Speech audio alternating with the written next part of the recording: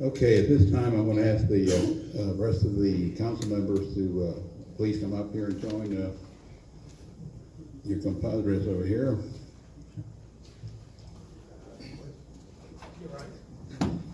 Gentlemen, get ready. Huh?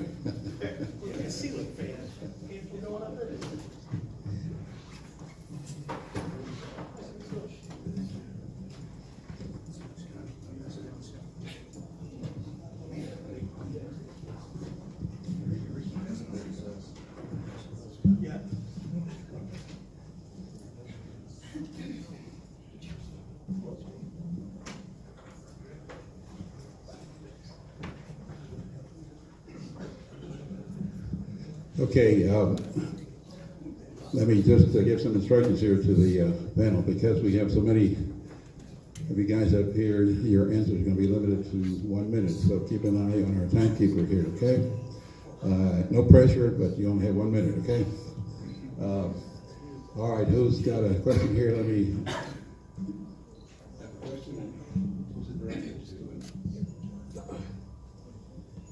Well, how are y'all doing? My name is Andrew Castillo. Thanks, Tony, for allowing me to come up here. You're doing a hell of a job, and we're expecting some big things coming up. My question is directed to Councilman Vera right now. According to your voting record, you've been voting Republican since 2008, and me personally, I'm a proud Hispanic conservative millennial. And I do know very well the Hispanic Engagement Director with the county party. My question to you is, where have you been?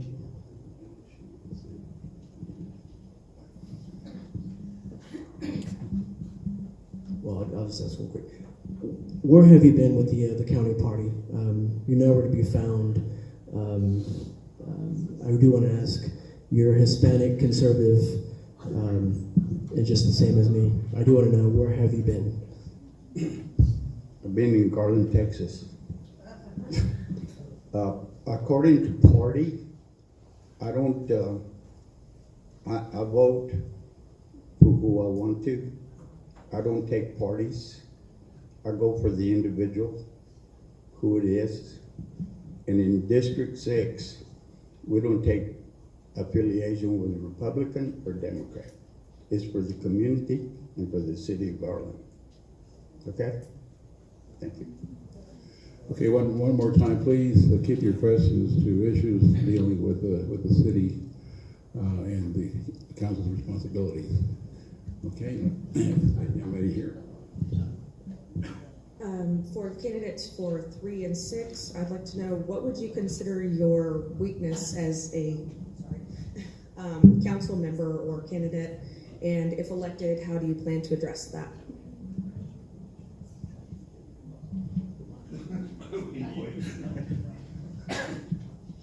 Weakness, probably there's not enough hours in the day. You know, if you're doing this job, when the 4 years that I served prior, I had a great record. I think, you know, I missed one meeting in 4 years. I was putting in 30 to 50 hours a week doing city business, you know, for the constituency, you know, whether it was meetings at City Hall, answering phone calls, doing research on what people needed. And so to me, you know, the biggest weakness is just not having enough time to try to get everything accomplished. You know, you got to work as a unit on the council. You can advocate for your district, but it takes, total of 5 votes to get anything passed. Former council member B.J. Williams and I, we worked as a team in South Garland, and even John Willis out of District 5 when he was on there, and then Rich Albin now.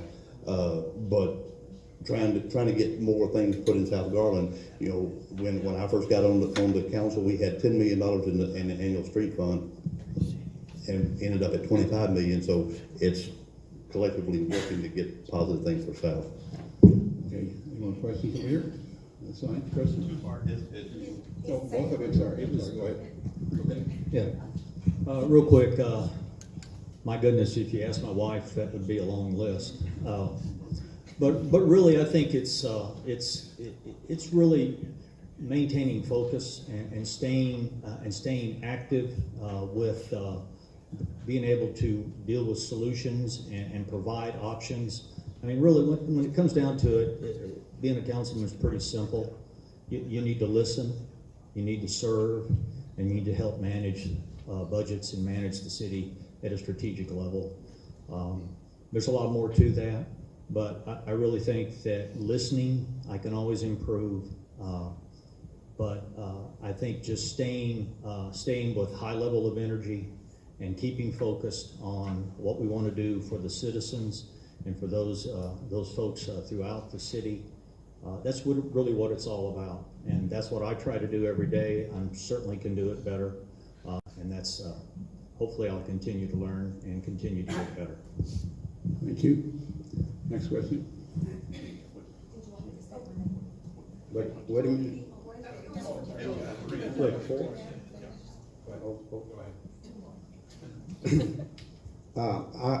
To answer your question, I have a very understanding wife to do this job because I have a pest control company.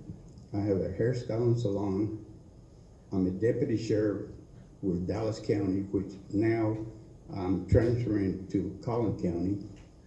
And so there's not enough hours in the day to take my wife out to eat sometimes.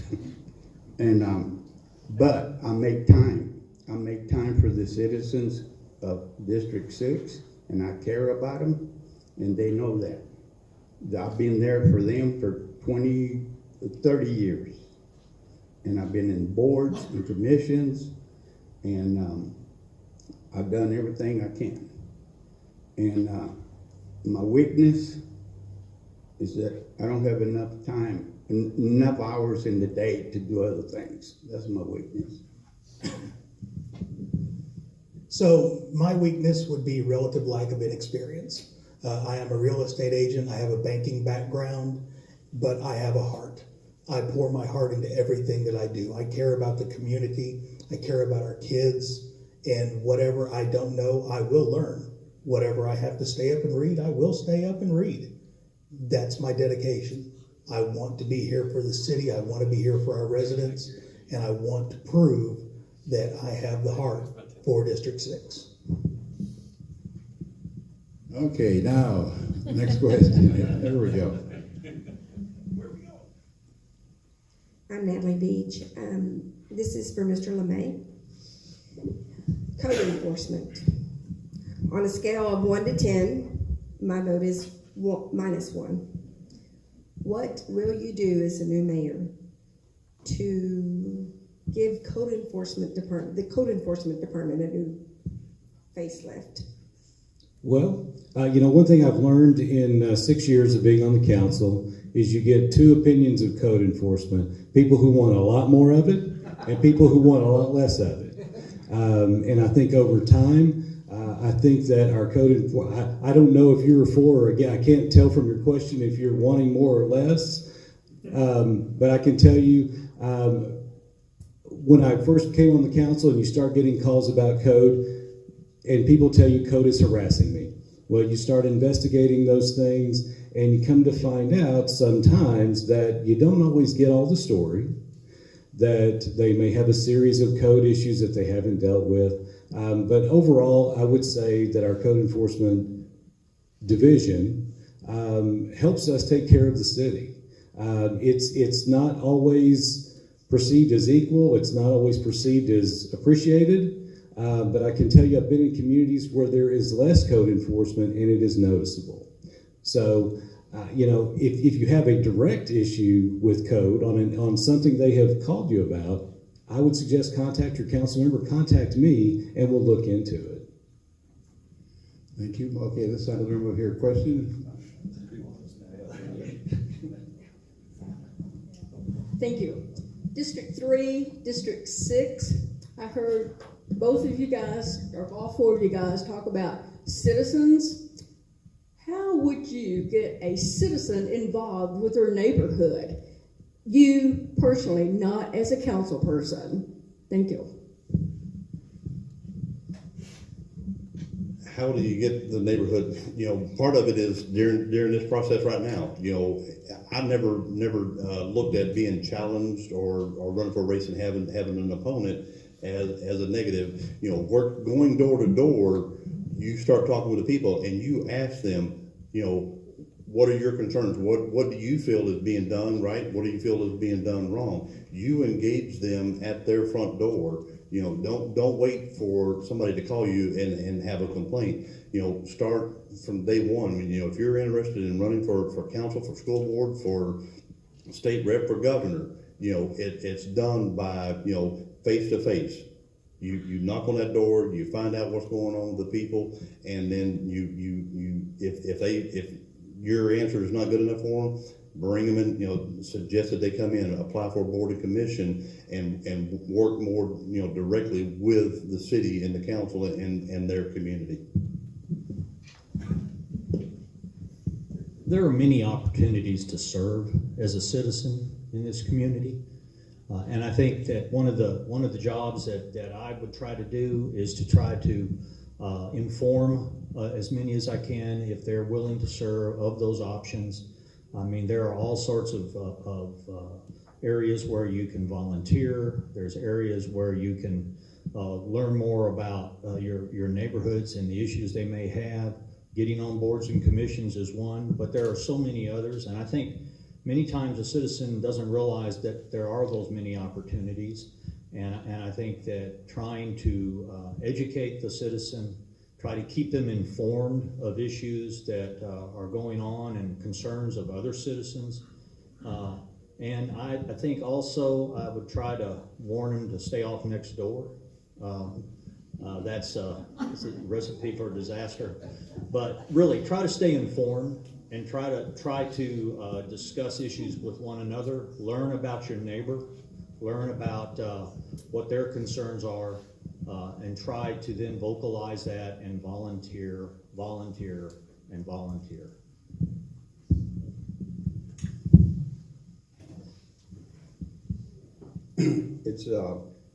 That's a very hard job to try to get people involved, because a lot of people, they say they want to get involved, but they won't come to meetings. In West Garland, we have a neighborhood association, and we always telling people, bring new people in to get them involved. Well, they come to one meeting and then they won't come back because they don't want to spend the time to volunteer. And also we try to bring them to the city council, the planning and zoning commission meeting, and they will come one time and then they won't come back.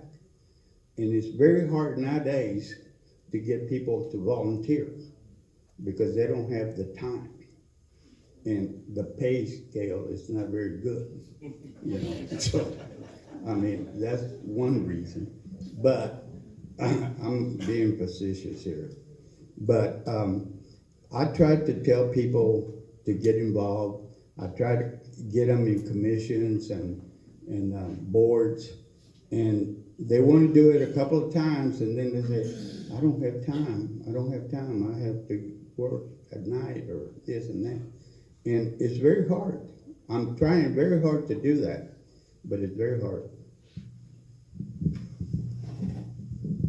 So again, advocacy, getting with our young leaders, community leaders, anybody in the area who can help us get involved, and asking. With my daughter's school, if we have someone that needs help in the school, I get up and ask. I get on Facebook, I go out and I will actually say, hey, I need this. Who can do it? And people respond. After the tornadoes, I actually met Mr. Stanley because I was putting together groups of residents and we would go and cut down trees. All I had to do was ask. It was simple. If I give my time, if I tell people I'm willing to do it, and I'll be right there beside you, we're never going to leave you alone, but we need your help. Ask, ask, ask. Because there are not enough people in the community involved, especially middle school, Parents do not want to get involved in middle school because they think their kid doesn't like it. I make them confront that. Get out, come in. We want you. One more question over here. I'm going to address this to Mayor-elect former councilman, Mayor-elect. Whatever his name is. Yeah, all of the above. Another bill moving through the legislature is a revenue cap on cities, counties, and right now the percentage bounced around is 2.5%. Right. You have a long history of preparing and passing budgets for our citizens, provide services to our citizens. Can you share with us what you feel like how that will impact the preparation of future budgets and possibly what services will have to be diminished to our citizens, and the end of it, address your view, if you would like to, of local control of governance. Right. Okay.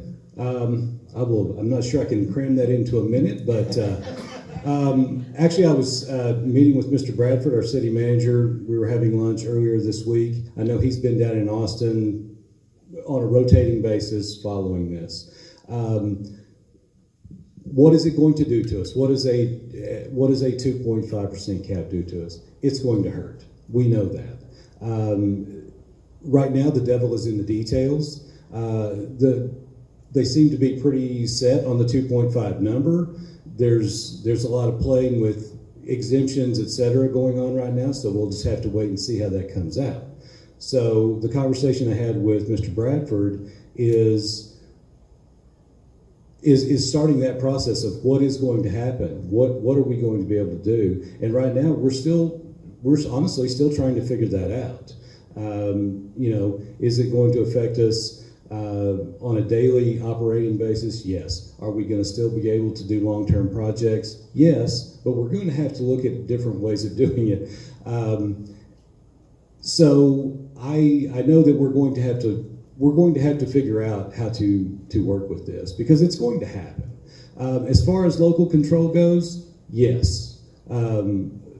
Any one of us that serves on the city council and the citizens who live here are much more in tune with what goes on in this city, and we should have the control and the say over how we are governed. I know that was more than a minute. Okay, one more question inside of the room over here. Yeah, my question, I broached this to the city, and ostensibly it's maybe under investigation at this point in time. I'm not sure by the applicable department.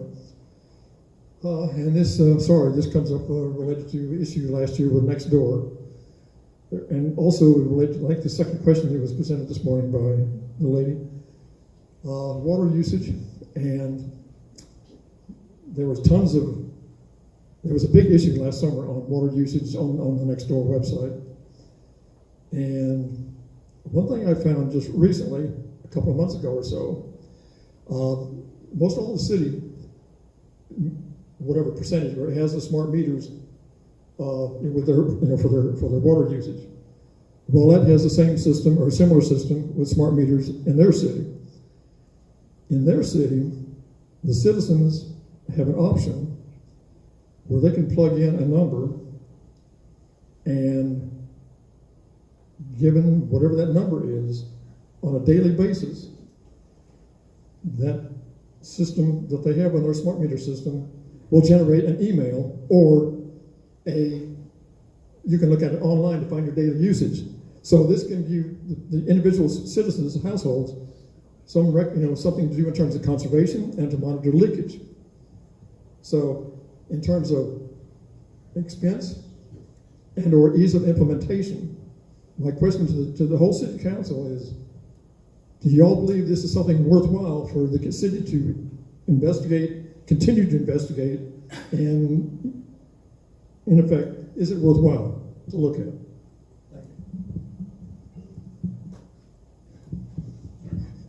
I think we'll let Mr. Hedrick start this. All right, thank you. water to me is a big thing. I'm a civil engineer. I design water systems every day.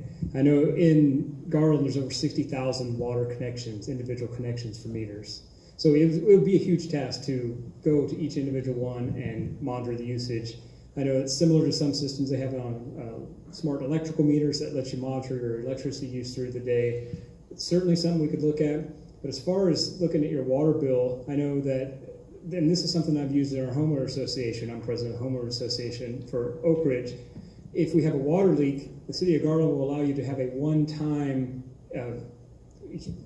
correction of your bill. We had a leak in our irrigation system. We took the repair bill to the city and said, hey, we fixed our leak. Can you make an adjustment? And that was something that was available to us. So that's something that we need to present to the citizens as well, let them know about. You can get a one-time correction to your water bill if there is a problem.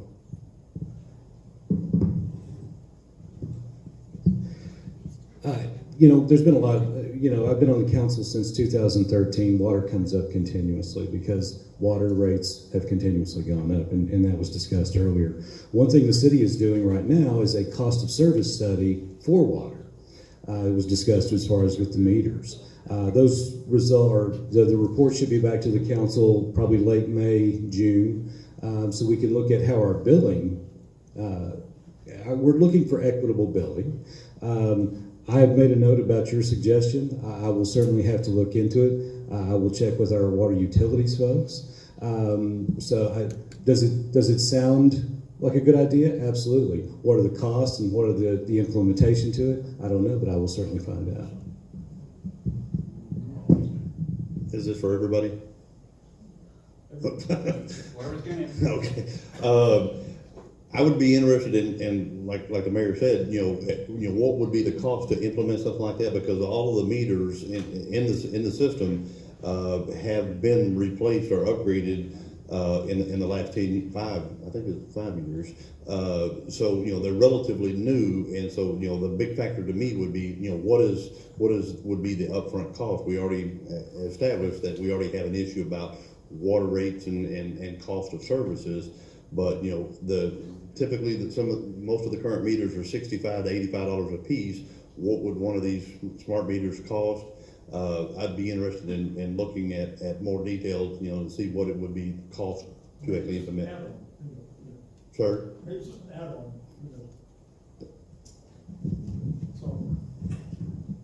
I think I basically answered that in my previous comment. We need more efficiency in our system. We need to look at monitoring for leakage. We need to look at our rate schedules and see where we can get equitable rate schedules. As a civil engineer myself, with registered for 40 years in the state of Texas, making sure that we design systems efficiently for all of the new taps that come on, and look at the technology that might be applied at those new locations for meters and start there might be an avenue. Anytime we can do conservation, anytime we can control leakage, and anytime we can give better information back to the user, I think that's a good thing. So I think it is something we should maybe take a look at. But we also have those programs, and I mentioned that too, where you can have a one-time forgiveness when you might have had a leak. And there are other things that our water department will do as well if we allow them to work with you. So I think we're trying to look at all avenues in our billing system, our leaks, our infrastructure system, and in the technology.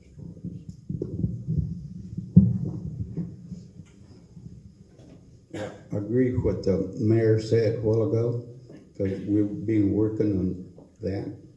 And I'm for new ideas that will help us shorten the cost of water anytime. So, and what Jerry said, and Dylan, thank you. So it's 2019. We can get on an app and look at what is in our refrigerator if we have the right fridge.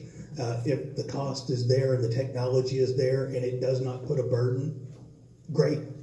They're not making any more water. They're not making any more land. We need to conserve.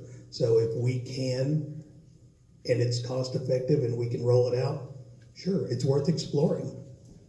Water is a finite resource. We need to do it. Okay, and our last, I'm sorry, Rob. No, I'm telling you. Yeah, I don't remember the end of the table. I think Mr. Stanley hit the nail on the head. We just replaced the meters that we have. Yes, there's some opportunities for improvement. Yes, there's opportunities for technology. Let's make sure that we paid off the debt from the last round. Look at the cost of the new meters and if it's worth our while. Absolutely. I mean, we want to empower the consumer with as much information as we can. And you know, I live with a wife and 2 daughters, and so water is a very precious commodity in that house, especially hot water. So I think everybody's got a pretty good grasp on it and said what needed to be said. Thank you. Okay, now for the last question here. My name is Sylvia Valle, and mine is not a negative question. I just want to say something positive. I am glad Robert Smith doesn't have an opponent. In my last 2 years, I have had problems with my alley, with a building inspector, with a water bill that was almost $400, and we were gone 2 weeks out of the month. Well, after they came and checked, to see if we had a leakage, they couldn't find anything. They finally put a new meter. So now everything's working okay. But our alley got fixed, and I sure want to thank Robert because I just sent an email to him. He takes care of it, sends it on to whoever's in charge, and it gets taken care of. So thank you, Mr. Smith, and I'm glad you're going to be our district representative again. Okay, one last question. That was not a question, so, okay, that's it here. I was okay with it, Tony. Hi, this question is for whoever's game. I was just wondering what it is that you're looking to do to make Garland a more attractive city for young families, for young professionals. I think I'm 28, I work in Dallas, I spend most of my time in Dallas. I tell people I live in Garland and I get a wheelie. So if you could please let me know what your ideas, what your plans are. Thank you. All right, well, I'll get this party started. In the May bond election, you're going to see a very aggressive parks package that we put together. And we understand from all the research that we've done, just from talking to folks on the street, we've paid the professionals to give us their opinions. They see Garland as a gray concrete jungle. And we agree. And so a lot of the beautification that we're trying to do, a lot of the parks work that we're trying to do is centered around fixing that image and that perception. We've put out the Make Your Mark campaign recently, and that the whole idea of branding the city as a place where you can come and raise a family and build your home and make a difference and put down roots is really what we're all about. And so we know that Garland it's got a small town feel in a great community. We just have to be better at communicating that, and we need our park system to reflect the kind of lifestyle that we all want to live. So I'll mirror what Robert said. If you did not do it last year, the Garland Guzzler was a great thing. 172 people signed up, I think it was. Having things like that for the community to do, going out, increasing parks, increasing our green space, protecting it, making sure there's stuff for people, young families to do. As a real estate agent, I help those people move out, and it hurts me because they're going to other communities. Maybe doing something St. Patrick's related, maybe doing something Mardi Gras related, who knows? But we can use entry fees to fund the event, get vendors in, and actually make Garland a place to play. So you're not going right across the street to play, have fun with your family, and then coming back here and going, well, I think I'll just go move over there because I'm already going there every day anyway. I work there, I play there. We want to be the destination, and that's what my focus will be.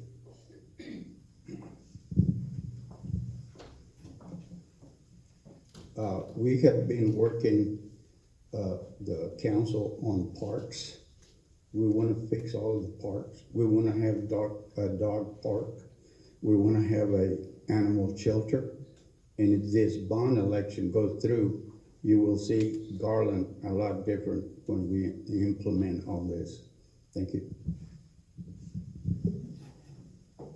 Yeah, I won't repeat a lot, but the bond issue is critical to address a lot of these kinds of things, all the amenities that we've discussed with the parks, but it's more than that. It's rebranding our environment, rebranding our city to make it more marketable. One of the things that I had asked when I first came on council was, where was a marketing plan for the city in relation to other cities in the community? I moved here because it was close proximity to downtown. It had good infrastructure as far as getting around the city and around the community. I didn't have to drive across the lake and get stuck in that traffic. You know, we had excellent housing costs for our community on average in comparison to many around this area. So there were all these kinds of pluses and benefits. And then to top it all off, we have great citizens. We have multicultural activities. We can increase those. And I think it's all about all of that we need to do. And when I'm reelected on council, one of the things that I want to do is to start to build on that kind of thing and take our marketing effort to another level. Thank you. Well, about 3 or 4 years ago, the city actually started a Wayfair program and started trying to, rebrand the city. Brought in outside folks to, and actually sat down with each one of the council members to what's going on in your district. How can we rebrand? Because also as basically a lifelong realtor, I would talk to folks about, here, come on to Garland. They go, that's not necessarily where I want it. It's blue collar. Well, when I got off the council, it was 53% of the actual workforce, the people, not the retired folks, not the kids, but the people actually left or worked here in the city, 53% were white collar. We weren't telling our message. This is one thing from the time that I got on council in 2013, is we were the 12th largest city in the state of Texas, and at the time we were the 91st largest city in the United States. And we couldn't tell our own story. The city's been working for, when we remodeled City Hall, we actually expanded our public relations department to where we actually have an on-site studio to where, Saul Garza came over from Channel 4. They just brought in Ray Ledzinski that used to work for the Dallas Morning News, to where we actually have an internal department working with some external people also to actually, better sell the city of Garland to the world. All right, I'm going to take a little bit different path here. One, the bond initiatives. Being an elected official, I can't tell you to vote for it or against it. I can certainly direct you to information that is out on the table in the lobby. But let's say those bond propositions, if approved by the voters, become our to-do list. Okay, and a lot of them do address quality of life issues. So what's going to happen is they're going to get approved, but then we've got to figure out how to do them. And so what we're going to have to sit down as a council, we're going to have to prioritize them, we're going to have to plan them, and then we're going to have to produce them. And we're not known for production. And that's something we've got to seriously turn around, and I think we will if the voters approve these. But we've got to look at these projects in a logistical nature. There's got to be some strategic planning of them, and they've got to be spread out across the city. We can't just start over here, we can't start over there.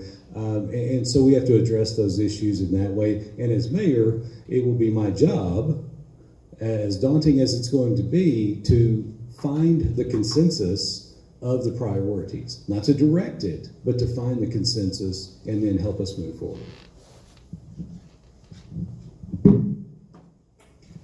I felt like you were talking directly to me with that.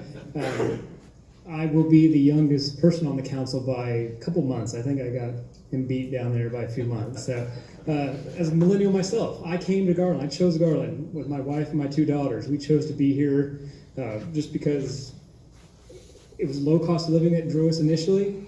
There's great schools. My daughter's going to be entering kindergarten next year. It's lots of going on, redevelopment downtown, all these events. I'll be at the Heritage Celebration downtown this weekend. You'll see me with my 2 daughters. They'll probably watch me fall off the bull ride or something when I'm there. But the great restaurants we have here. We have 3 breweries in this city. I mean, what do millennials want? I don't have a beard like all the other hipster millennials, but you know, it's great restaurants, great entertainment, great attractions. In District 7, the Planning Commission just passed a new concept for a restaurant right off North Garland Road. It's going to be right across from the Sands Club. It's going to be a great place to go. So those type of things draw people here, along with the strong jobs we have. The bond will have more economic development. Money's being brought, hopefully. I'm not elected yet, so I can say vote for it. I was on the bond committee that helped guide that, and I wish that all those bond propositions would pass, because it would certainly help out drawing those people to the city and providing for quality life. Thank you.